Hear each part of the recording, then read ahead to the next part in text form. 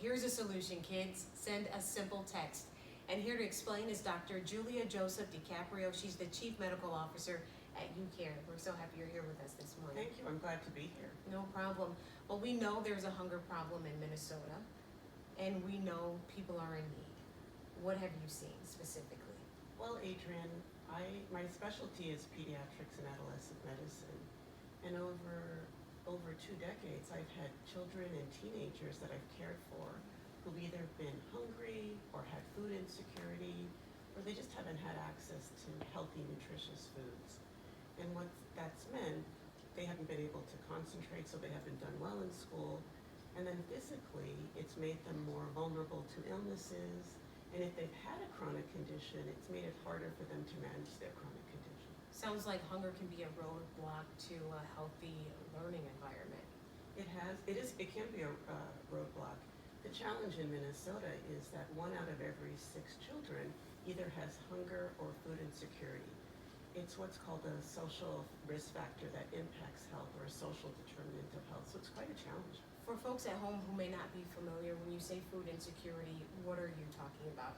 Food insecurity means that a child is in a home that either there isn't enough food for everyone who lives in that home at one time, or when they might have food at one point, but there won't be enough money for when all the food runs out. Okay. And I know just from a little bit of research that childhood nutrition and food insecurity is a personal passion of yours. And you were saying a little bit off camera, you have a special anecdote for that. I do, and it relates to patients that I've seen. And I've had patients who have had a chronic condition, for example, asthma, and everything we did to help them manage their asthma wasn't helpful, just because they didn't have enough food and their attention was directed, and their family's attention was directed to them needing to get food. So let's jump in. Now that we know all this, we know there's a need. Talk about the summer program and how kids at home can get some help. It's a wonderful time to have the summer program. What Care 11 is doing, helping families get access to those services. Many of my patients would get food through school, either breakfast and lunch, but during the summer, that's a challenge. So we offer, we have resources through our partnership with Second Harvest and Hunger Solutions for families during the summer. Okay, and if folks are interested, they can text the number food or text food to 877-877.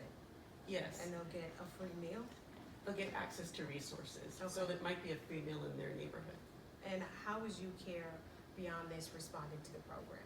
This is the time of year where we have our food drive. So we are raising enough money or collecting food that'll total 4,500 pounds. And we're donating that to Keystone Community Services to help their clients. All right, thank you so much for being here. Just again, we want to make sure everyone at home gets that number. Text food to 877-877. And if you missed any of today's Kids Summer Hunger segment, that's okay.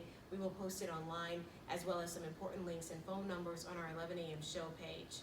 Stay around. We're back after this break.